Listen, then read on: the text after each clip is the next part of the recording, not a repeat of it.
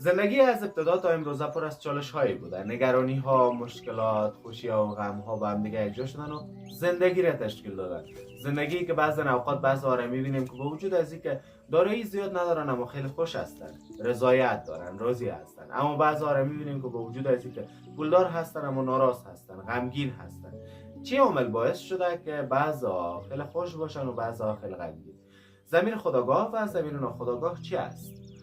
چرا در بعض از کتاب‌های انگیزشی، کتاب‌های موفقیت، انسان در جستجوی معنا، عادت‌های اتمی، اثر مرکب و تمام از اینا بالای ضمیر ناخودآگاه و ضمیر خودآگاه تمرکز دارن؟ برای بحث بیشتر ویدیوی کاملش را از طریق لینک زیر برین در کانال ما بیننده باشین تا اینکه بتونین زندگیتان را به میل خودتان مدیریت کنید.